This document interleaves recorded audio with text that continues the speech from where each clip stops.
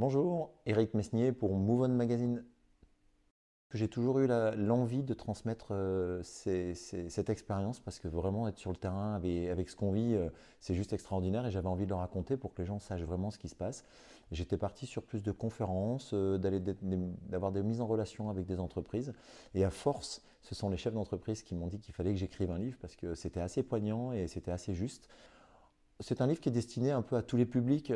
Il est souvent catalogué comme montagne parce qu'il y a le terme dedans. C'est comment on arrive à constituer un groupe pour aller au-delà d'un danger avec un environnement spécifique. C'est plutôt de l'aventure et j'aimerais qu'il soit lu et j'ai vraiment envie de l'écrire et je l'ai écrit pour que ce soit lu par un plus grand nombre, qu'on se rende compte de ce qui se passe dans des moments un peu complexes.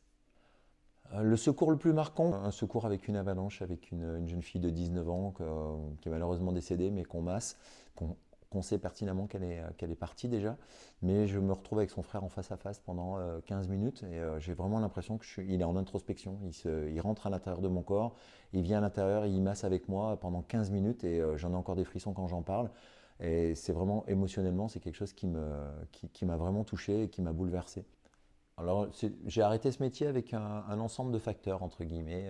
Déjà, en un an et demi, j'ai eu beaucoup trop de décès autour de moi, quasiment 17 secours dans le milieu montagne, hein, guide, moniteur, et puis quelques accidents sur le secours en montagne proprement dit.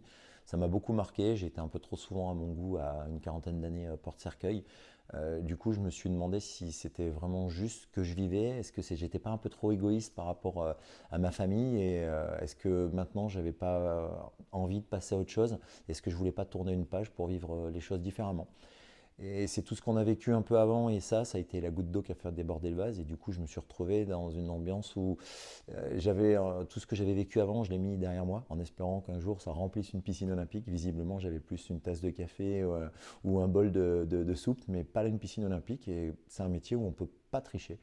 Si on n'est plus bien et qu'on n'est pas bien dans sa tête, on est tous individuellement complètement différents. Certains pourront rester jusqu'à 60 ans. Moi non, visiblement pas. Mais on n'a pas le droit de tricher avec ses émotions et on peut être un danger pour l'équipe parce qu'il y a un danger réel, vital et immédiat et on ne peut pas. Donc j'ai préféré tourner une page. La suite pour moi personnellement, c'est que je travaille beaucoup avec le monde de l'entreprise. Je suis en transfert de compétences. Je travaille sur les clés de la réussite d'une unité constituée qui part du management, de la communication, de la cohésion d'équipe, d'un cadre, de tout ce qu'on peut transférer à l'analyse, à comment on peut accepter, valider, prendre des décisions, la gestion de crise, la gestion du risque, la motivation, bref.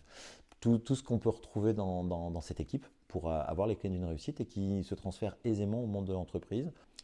La suite pour le livre, eh ben, je trouve que ça va vite et pas assez vite, bien évidemment, parce que je suis un vrai compétiteur. En tout cas, je suis ravi de la sortie et des premiers chiffres qui sont sortis sur ces quelques mois. Et la plus belle satisfaction, c'est quand ce sont les personnes qui font des prix littéraires qui appellent à ta maison d'édition et qui voudraient que tu concours.